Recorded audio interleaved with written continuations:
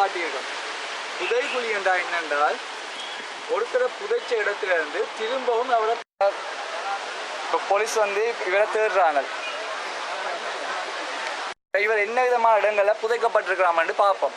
இப்போ இவர் புதைக்கப்பட்ட இடம் வந்து ஆட்கள் நடமாட்டம் இல்லாத ஒரு ஏரியாவாக இருக்கும். ஏன்னு சொன்னால் எல்லாருக்கும் முன்னால் இது ஒரு உடலை வெட்டி தோண்டி புதைச்சு கொண்டு இருக்க மாட்டாங்க. அடுத்து நெக்ஸ்ட் பார்த்தீங்கன்னு சொன்னால் இவர் புதைக்கப்பட்ட இடத்துல உள்ள மண் வந்து இவரை சுற்றி வர இடத்துல உள்ள மண்ணை விட வித்தியாசமாக இருக்கும். ஏன்னு சொன்னால் கிட்டடியில் தோண்டி போட்டு கிண்டி போட்டு திரும்ப போட்டு புதைச்ச மண். ஓகே, அதே மாதிரி இந்த இடத்துல புல் அல்லது வேறு ஏதாவது செடி கொடி மரங்கள் வளர்ந்துருந்தால் நீங்கள் பார்த்தீங்கன்னா இந்த அதை சுற்றி வர உள்ள இடத்துல உள்ள மரத்தை விட இந்த இடத்துல உள்ள புல்லின் உயரமோ மரத்தின் உயரம் குறைவாக இருக்கும் என்று சொன்னால் ரீசெண்டாக வளர்ந்த மண். இதை வச்சு கொண்டு நாங்கள் சந்தேகிப்போம் இந்த இடத்துல இவர் வந்து ஒருத்தர் வந்து கொலை செய்யப்பட்டு புதைக்கப்பட்டு இருக்கிறாம்னு சந்தேகிப்போம். சில நேரம் இந்த இடத்துல புழுக்களும் ஓடுபட்டு காணப்படலாம். அதுக்கப்புறம் இந்த இடத்துல நாங்கள் கிண்டி எடுக்கணும் என்று சொன்னால் அதுக்கு ஒரு டீம் வரணும். தனிப்பட்ட நபராக ஒருத்தரும் கிண்ட முடியாது. அந்த டீமுக்கு தலைவராக ஒரு ஜட்ஜ் இருப்பார், மற்ற போலீஸ் ஆஃபீஸர்ஸ் 2-3 பேர் இருப்பாங்க. அதே நேரம் ஒரு டாக்டர் கட்டாயம் இருக்கணும், மற்ற பப்ளிக்கில் 4-5 பேர் இருக்கணும், ஊரோட பெரிய மனுஷன் 5-6 பேர் இருக்கணும். இவங்களுக்கு முன்னால் தான் இப்படிப்பட்ட ஒரு விஷயத்தை எங்களால் கிண்ட முடியும். அப்படி கிண்டி எடுத்தது இப்படி ஒரு எலும்பு கூட இருந்துச்சுன்னு சொன்னார். இந்த எலும்பு கூட வச்சுக்கொண்டு என்னென்ன விஷயங்கள் எங்களால் பெற முடியும், இவர் யார் என்று எப்படி எங்களால் கண்டுபிடிக்க முடியும் என்று பார்த்தீங்கன்னு சொன்னால் இவருடைய எலும்பு கூட வச்சுக்கொண்டு இவர் ஆம்பளையா பொம்பளையான்னு சொல்லி எங்களால் கண்டுபிடிக்க முடியும். ஏன்னு சொன்னால் பெண்கள் வந்து கர்ப்பமாவாங்க, அதாவது பிள்ளைய இடுப்புக்குழியில தான் தாங்க போகிறாங்க. அப்போ பிள்ளைய இடுப்புக்குழியில தாங்குறதால அவங்களோட இடுப்பு வந்து ஆண்களோட இடுப்பை விட கொஞ்சம் வித்தியாசமாக இருக்க போகுது. இந்த வித்தியாசத்தை வச்சுக்கொண்டு இவர் ஆணா பெண்ணான்னு சொல்லி எங்களால் கண்டுபிடிக்க முடியும். அதே மாதிரி வேற சில எலும்புகளை வச்சுக்கொண்டு இவர் அன்னளவாக எத்தனை வயசு உடையவராக இருப்பார்னு சொல்லி எங்களால் கண்டுபிடிக்க முடியும். அதே மாதிரி இவர் இயற்கையாக செத்தவரா இல்லாட்டி யாராவது இவரை இங்கே கொலை செஞ்சு புதைச்சிருக்காங்களான்னு எங்களால் கண்டுபிடிக்க முடியும். ஏன்னு சொன்னால் கன்சல்ட்னு சொன்னால் அந்த உடம்புக்கு பிறகு அந்த புல்லட் வந்து பக்கத்தில் எங்கேயாவது இருக்க போகுது. அதே மாதிரி கத்தி குற்றம் அந்த அடையாளத்தை வச்சு எங்களால் கண்டுபிடிக்க முடியும். அதே மாதிரி இந்த இடத்தை சுற்றி நாங்கள் இன்னும் நல்லா கிண்டி பார்த்தோம்னு சொன்னால் இந்த இடத்துல இவர் மட்டும்தான் புதைக்கப்பட்டிருக்காரா இல்லாட்டி இவரை போல இங்கே நூற்றுக்கணக்கான புதைக்கப்பட்டிருக்காங்களான்னு கண்டுபிடிக்க முடியும். ஏன்னு சொன்னால் சில நேரம் இவரை கொலை செய்தவர் ஒரு பெரிய கொலைகாரராக இருக்கிறார். அவர் வந்து இதே மாதிரி நிறைய பேர் இந்த இடத்துல புதைக்கப்பட்டிருக்கிறார். இப்படிப்பட்ட தொழில்களை இவருக்கு சொந்தமான பொருட்கள் வேறு ஏதாவது கிடைக்கப்படும். இந்த இடத்துல வேற என்ன பொருட்கள் கிடைக்கப்படும், இவருடைய நகைகள் இந்த ஐஸ் காலங்கள்கிட்ட காட்டி இவர் தானா இன்னாருன்னு சொல்லி உறுதிப்படுத்துறதுக்கு உதவியாக இருக்கும். இதே மாதிரி நாட்டில் இன்னும் நிறைய சட்ட கிரைம் சம்பந்தமான விஷயங்கள் நடக்கும். அது சம்பந்தமான ஆராய்ச்சிகளும் மருத்துவத்தின் பங்களிப்பு எப்படி என்று அடுத்தடுத்த இடங்களை நீங்க பார்க்கலாம். அந்த மரணம் வந்து எப்படி நிகழ்ந்தது கன்ஃபார்ம் பண்றதுக்காக செய்யறதான் இந்த புதைகுழிகள். இப்ப செம்மணி அப்படி புதைகுழிகள் எல்லாம் கேள்விப்பட்டிருப்பீங்களா? கேள்விப்பட்டிருப்பீங்க செம்மணி அதுகள் எல்லாம். ஓகே, அதே மாதிரி இந்த 2 புதைகுழிகளையும் பாத்தீங்கன்னா இப்ப கிட்டடியில யாழ்ப்பாணத்துல இருந்து மீட்கப்பட்டதுதான். 2மே மேர்டர்ஸ். எப்படி நாங்க இவ்வளவு கன்ஃபார்மா சொல்றோம்டா 2மே மேர்டர்ஸ் என்று? இவர தலையோட்டில வந்து ஆணி அடிக்கப்பட்ட நிலையில வந்து மீட்கப்பட்டிருக்கு. அந்த ஆணி உங்களுக்கு தெரியுதோ தெரியல? தெரியுதா உங்களுக்கு? ஓகே, அப்ப என்ன முடிவுக்கு வருவீங்க? இவர் கொலைதான் செய்யப்பட்டிருக்காரு என்ற முடிவுக்கு வருவீங்க. அதாவது கொடூரமான முறையில கொலை செய்யப்பட்டிருக்கு. ரைட், கொலை செய்தவன் அடுத்த ஸ்டெப்பா என்ன செய்ய போறான்? இப்படியான ஒரு ஒதுக்குப்புறமான இடத்துல கொண்டு போய் பொடி என்ன செய்வான்? புதைச்சிட்டான். இனி நாங்க புதைக்கப்பட்ட ஸ்பாட்டை கண்டுபிடிக்கணும். எப்படி கண்டுபிடிக்க போறோம்? ஏதாவது ஐடியா இருக்கா உங்களுக்கு? சின்ன சின்ன வித்தியாசங்கள் இருக்கு தானே தங்கச்சி? எப்படி இதுல உள்ள மண் மாதிரிக்கும் அயல்ல உள்ள மண் மாதிரிக்கும் ஒரு வித்தியாசம் இருக்க போது.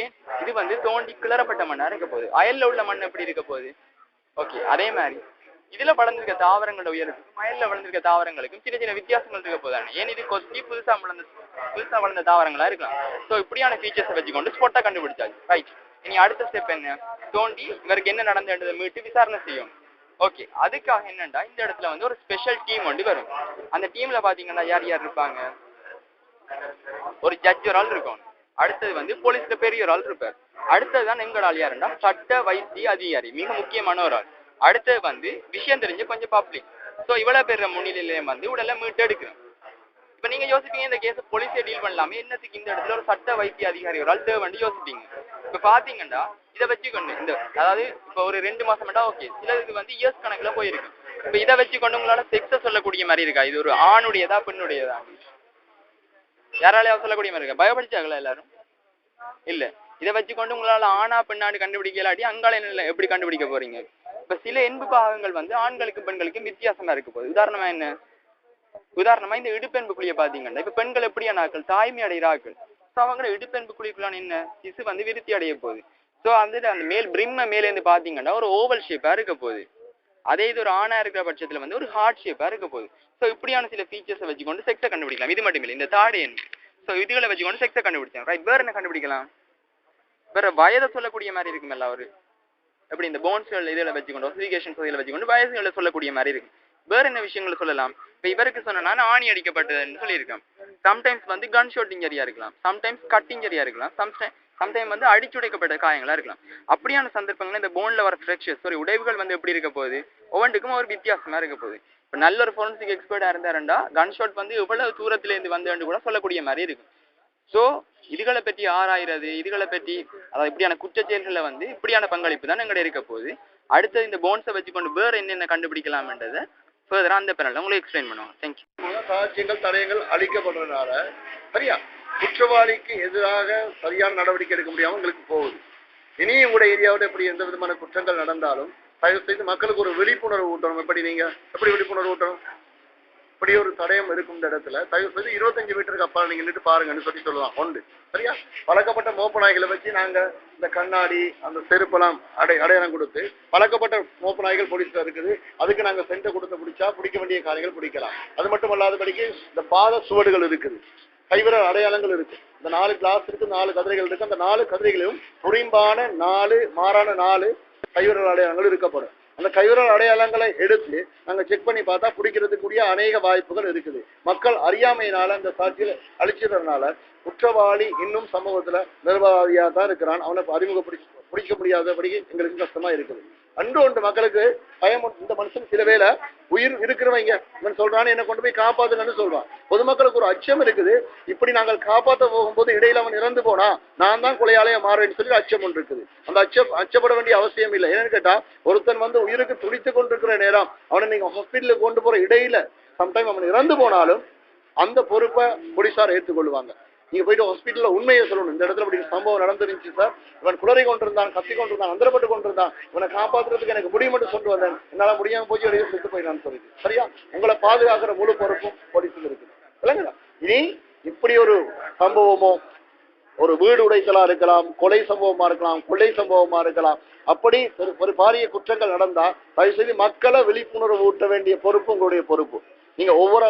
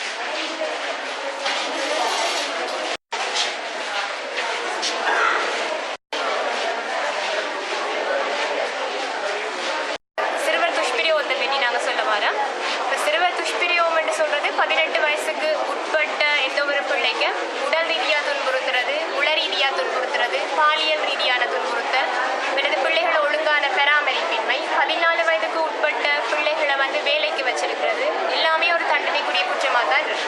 அதாவது சிறுவர்களுக்கு செய்ய வேண்டியதை செய்யாம விடுறதும் செய்யக்கூடாத செய்யறது ரெண்டுமே ஒரு வகையான துன்புறுத்தல். செய்ய வேண்டியதை செய்யாம விடுறேங்களை பாடசாலைக்கு அனுப்பாம இருக்கிறது, மற்றது பிள்ளைகளுக்கு அன்பு செலுத்தாம இருக்கிறது, அடுத்தது பிள்ளைகளோட தேவைகளை பூர்த்தி செய்யாம இருக்கிறது, அதுவும் ஒரு வகையான துன்புறுத்தல்.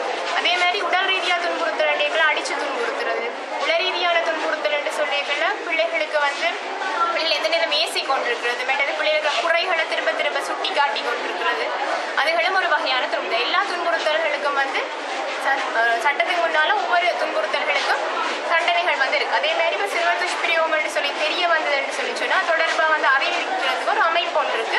1929 சொல்லி ஒரு தொலைபேசி இலக்கம் இருக்கு. அதுக்கு நீங்க அறிவிச்சிங்கன்னு சொன்னா 24 மணித்தியாலத்துக்குள்ள அந்த துஷ்பிரயோகப்பட்ட பிள்ளைய வந்து நாங்க மீட்கிறதுக்குரிய நடவடிக்கை செய்வோம். அதே மாதிரி அந்த சேவை வந்து 24 மணித்தியால சேவை எந்த நேரமும் தொடர்பு கொள்ளலாம். தொடர்பு கொண்டால் விதின் 24 ஹவர்ஸ்ல வந்து அந்த பிள்ளையை மீட்கிறதுக்குரிய நடவடிக்கைகளும் அந்த செய்து அந்த பிள்ளைகளை மீட்டு நாங்கள் அந்த பிள்ளையோட எதிர்கால கல்விகளுக்கு வந்து நடவடிக்கை செய்து கொடுப்போம்.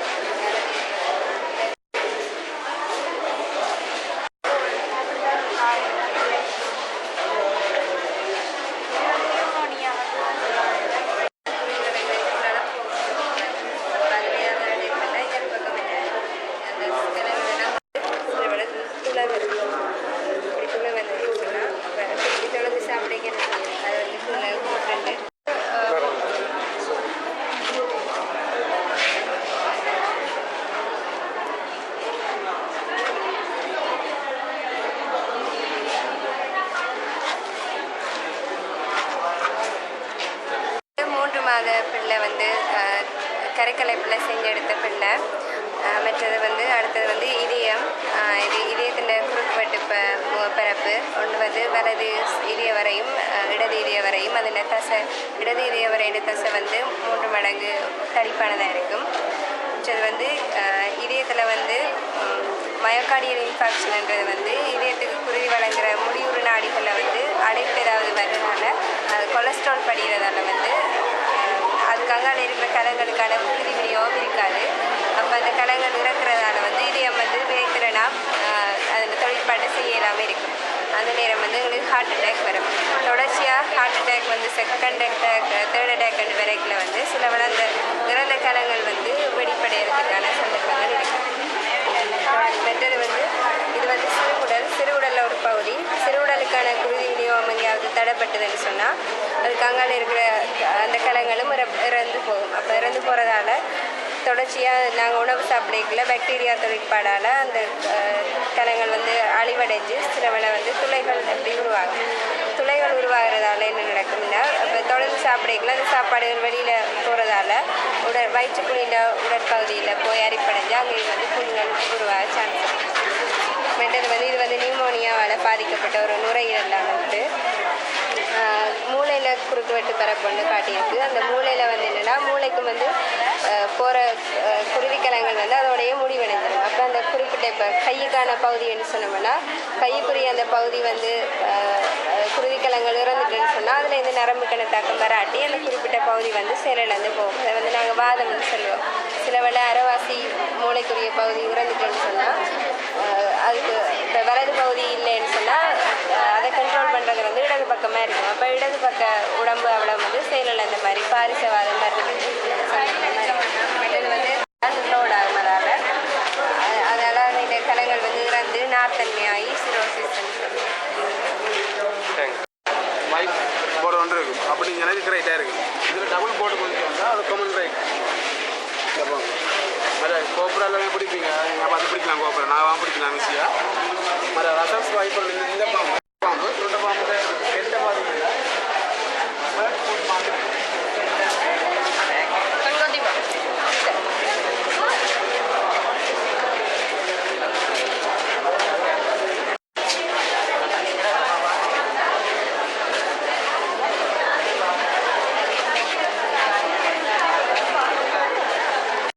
நஞ்சை பற்றி விளங்கப்படுத்தும். நஞ்சுன்னா என்னென்னா உடம்புல ஏதாவது ஒரு பாகத்தால் உடம்புல போய்த்து போதிய ரசாயன கட்டமைப்பில் மாற்றத்தை பாதிப்பு ஏற்படுத்துகிற நஞ்சுன்னு சொல்லுவோம். இப்போ நஞ்சு உடம்புல போக மாட்டா என்ன நடக்கும்னா, உதாரணமாக சேதனவனமாக்கிற பாவிக்கிற நஞ்சு உடம்புல போக மாட்டா உடம்புல இருக்கிற குருதி களங்களில் குருதி சிறுதட்டுகள் இந்த குருதி சிறுதட்டுகளை உடைக்கும். இந்த குருதி சிறுதட்டுகள் உடைய மாட்டா அடுத்து குருதியில் பிளட் வெசல்ஸில் சின்ன சின்ன துளைகள் இருக்கு விலையங்களை குருதி வழங்குது. இந்த துளைகளை பெருசாகும். இந்த துளைகள் பெருசாகணும்னா கூடுதலாக ப்ளீடிங் ஆகும். ப்ளீடிங்காக அங்கே அதில் காட்டிக்கிற மாதிரி அந்த உதட்டாலையும் மூக்களவாயிலாம் ரத்தம் ஆகும். அதாவது நான் காட்டுறது தாவரங்களில் வரணும். தாவரங்கள் வரணுங்கிற ஊமத்தங்க இருக்குது. ஆமணக்கில் வித்து மட்டும் நஞ்சு, ஆமணக்கில் எண்ணெய்கள் நஞ்சு. அடுத்தது இதில் அலரி இருக்குது. அலரியில் டோட்டலாக அலரி ஃபுல்லாக நஞ்சு. ஈவன் அலரியில் மரத்தை பற்ற வச்சாலும் அதில் வர புகை கூடிய நஞ்சு. அடுத்து இதில் நாங்கள் மரவள்ளி கிழங்கு காட்டுறோம். மரவள்ளி கிழங்கு என்னன்னா மரவள்ளி களத்தில் 2 ரசாயன பதார்த்தங்கள் இருக்குது. சைனோஜெனிக் கிளைகோசைடும் லினேஷன் 2 பதார்த்தம். இது வளமையாக கலக்கிறது. இப்போ நாங்கள் வெட்டுறதாலேயோ அல்லது வழியில் திறந்து வைக்கிறதாலேயோ இது 2 கலந்து சைனைட் உருவாகும். இந்த சைனைட் உருவாக என்ன செய்யணும்னா வளமையாக ஒவ்வொரு நாளும் சைனைட் உடம்புல சேர்ந்து உடம்பு பாதிக்கும். இதை தவிர்க்கிறதுக்காக என்ன செய்யணும்னா இதை அவிக்கும் போது மேலே மூடியை திறந்துவிடும். ஏன்னா அந்த சைனைட் ஆவியாக வெளியே போடும். அடுத்து அழுகி போன அதாவது பழுதா போன கிழங்குகளை வளமாக்கியல் வளமையான நஞ்சு இது வீட்டில் பாவிக்கிறது. இதெல்லாம் நஞ்சு உடம்புக்குள்ளே போகணும்னா நஞ்சாகும். ஸோ இதை சின்ன பிள்ளைலேருந்து பிரிச்சு நல்லா நிதானமாக பாவிக்கணும். அதோட நாங்கள் அல்கோலை காட்டணும். அல்கோலை இப்போ பிரதானமாக பாவிக்கிறேன். எல்லோரும் கூடுதலாக பாவிப்பாங்க. ஆனால் இதில் ஒவ்வொரு அல்கோலையும் ஒவ்வொரு பெர்சன்டேஜ் நஞ்சு இருக்குது. இப்போ இது வளமையாக பாவிக்கிற அல்கோலில் 30.5% நஞ்சு இருக்குது. இந்த நஞ்சு என்ன செய்யணும்னா வளமையாக உடம்புல அல்கோல் கன்சியூம் பண்ணுறாங்க உடம்புல சேர்ந்து கொலஸ்ட்ரால் அளவு கூட்டும். கொலஸ்ட்ரால் வளமையாக ஈரலில் உருவாங்க. இது ஈரலில் தான் கொலஸ்ட்ரால் உருவாங்க. இந்த கொலஸ்ட்ரால் அளவை இந்த அல்கோல் கூட்டும். இப்போ இந்த கொலஸ்ட்ரால் உடம்புல கூடுமா இருந்தால் என்ன நடக்கும்னா இப்போ ஹார்ட்டில் பிளட் சப்ளை பண்ணுற முடியூர் நாடியில் இருக்குது. அந்த முடியூர் நாடியில் கொலஸ்ட்ரால் கூடுதலாக பாதிக்கும். இப்போ தடிப்பதில் இங்கே மெலிசாரி அந்த சுகர் மெலிசாரி கடைசியாக இப்போ உடம்பு ஃபுல்லாக பம்ப் பண்ண வேண்டிய ஹார்ட் கஷ்டப்பட்டு ஹார்ட் பிரேக் வந்து அவள் சாப்பிடும். அடுத்து இது 2 ஈரல். ஈரல் இது நார்மல் ஈரல். இது அல்கோஹாலால் சிரோசிஸ்ன்னு சொல்கிற ஒரு நோய் வந்து ஈரல். அதாவது அல்கோஹால் கன்சியூம் பண்ணுறதால ஈரல் இருக்கிற களங்களை ஒன்று செத்து ஃபைப்ரஸாக நாராமல் இந்த நாரை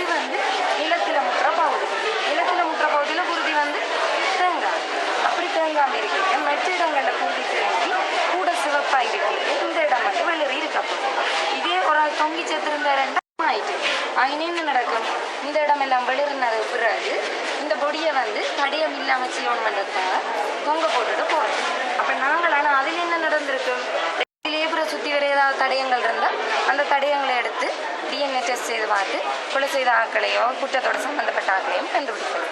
இது வந்து பாக்டீரியாண்ட தாக்கத்தால் இந்த ப்ரோசஸுக்கு பிறகு உடம்பு வந்து அழுங்க போகும். அழுகி கொண்டு வரைக்க பாக்டீரியா என்ன செய்யும், தாக்கமடைக்க வாயுக்களையும் வெளிவிட போகும்.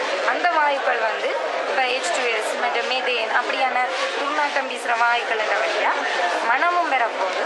அதே நேரம் வாயு வந்து உள் ஓகன்ஸ், உள்ளங்கங்கள், வெளியங்கங்கள் எல்லாத்தையும் வீங்க வைக்கிறதுல இப்படி உடம்பு வந்து உதவும். உடம்புக்கு போகும்போது வாயு போய் உடம்பெல்லாம் வீங்க போகும். இப்போ நார்மலாக வந்து ஒரு காட்டை பார்த்தா எந்த லெவலில் சொல்லுவாங்க, அதைய வந்து கையால் வந்து சொல்லுவாங்க. ஆனால் நீங்கள் அங்கே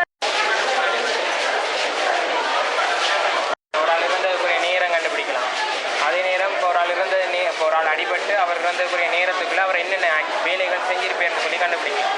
அப்படியே கணக்கு விஷயங்களை நாங்கள் போஸ்ட்மார்ட்டத்தில் கண்டுபிடிக்கலாம். இப்போ நார்மலாக நாங்கள் இப்போ என்ன செய்யறோம்னா இப்போ 2 வகையான போஸ்ட்மார்ட்டம் இருக்குது. ஒன்று நோயியல் ரீதியானது, மற்ற சட்ட ரீதியானது. நோயியல் ரீதியானதுன்னா ஒரு ஆள் இறந்ததுக்குரிய காரணம் எங்களுக்கு தெரியும். இப்போ ஒரு கல்விசார் நடவடிக்கை இல்லாட்டி ஒரு ஆராய்ச்சிசார் நடவடிக்கைகளுக்கு ஆசையும். இப்போ சட்ட ரீதியானதுண்டா நாங்கள் பார்த்தோம்னா ஒரு ஆள் இறந்ததுக்குரிய காரணங்கள் எங்களுக்கு தெரியாது. அப்போ காரணத்தை கண்டுபிடிக்கிறதுக்கு அவனை செய்யுது. இது சட்ட ரீதியானது. அப்போ இந்த உறவினர்களோட அவர் சம்மதம் வந்து அவசியம் இல்லை. அப்படி தனியாக செய்வேன். உலகமே ஜேஎம்ஓன்னு சொல்கிறோம், சட்டம் வைத்தியம் தான் இது செய்யும். இப்போ இதில் பார்த்தோம்னா உடலில் எல்லா பாதிகளையும் சோதிக்கும். இதில் பார்த்தோம்னா இங்கே வரைந்து ஒரு வெட்டு போட்டு நாக்குலேருந்து குடல் வரையான பகுதியில் எடுப்போம். நாக்குலேருந்து குடல் வகையான பகுதியில் எடுத்து ஒவ்வொன்றையும் இப்படி தனி, அதே நேரம் மூளைப்பகுதியை எடுத்து மூளைப்பகுதியிலையும் இப்படி சோதிச்சு என்னென்று இறந்தவன் சொல்லி கண்டுபிடிக்கிறோம். இப்போ சில விசேட சந்தர்ப்பங்கள் இருக்குது. நாங்கள் பார்த்தோம்னா இப்போ இங்கே பார்த்தோம்னா சில விசேட சந்தர்ப்பங்களை எடுக்கிறோம். ஒரு ஆள் தூக்கு போட்டு இருந்தாலோ இல்லாட்டி கழுத்தை நிறுத்தி கொலை பண்ணியிருந்தாலோ நாங்கள் என்ன செய்யணும், முதல்ல கழுத்து பகுதியினோட ஒரு வெட்டு. அதில் 2 வகையாக இருக்கலாம். ஒன்று கழுத்து இறக்கி போட்டு கொலை பண்ணி தண்ணிக்குள்ளே போட்டிருக்கலாம், இல்லாட்டி அவர் தண்ணிக்குள்ளே விழுந்தே செத்துருக்கலாம். இப்போ நாங்கள் இருக்காங்களான்னு பார்க்குறோம். அப்படி இல்லாட்டி நாங்கள் திருப்பி வெட்டி இறப்பையோ இல்லாட்டி நுரையீரலையோ பார்த்தோம்னா அதுக்குள்ளே தண்ணி இருக்கும்னா அவர் தண்ணியில் மூலிதான் செத்து வைக்கிறோம். அப்படி கண்டுபிடிக்கிறோம். இப்போ முகத்தில் அடிச்சிருந்தாலோ இல்லாட்டி துப்பாக்கி சூடு இருந்தாலும் நாங்கள் முகப்பகுதியினோட ஒரு வெட்டை போட்டு பார்க்கலாம். அப்படி இல்லாட்டி ஒரு பெரிய குழாய்களால் அடிச்சிருந்தோம்னா இப்போ மேலே வழியில் ஒரு மாற்றங்கள் இருக்காது. ஆனால் செஞ்சு பார்த்து இப்போ முன்னெந்தமாக என்ன பிரச்சனை நடந்தது, என்ன தலை இறந்தவர்களை கண்டுபிடிக்கும். இப்போ கற்பழிப்பு சம்பந்தமான விசாரணைகளுக்கு நாங்கள் பின்னணி மாவட்டங்களுக்கு பார்ப்போம். இருக்கா இல்லாட்டி இதயத்தில் போய் தாக்கியிருக்கா, இதால் இறந்தவர்னு சொல்லி கண்டுபிடிக்கிறது நெஞ்சு பகுதியினோட வெட்டை போட்டு பார்ப்போம். இப்படி நாங்கள் ஒரு ரிப்போர்ட் எழுதி திருப்பி நாங்கள் போலீஸாருக்கு கொடுத்தா அவங்க மேலே என்ன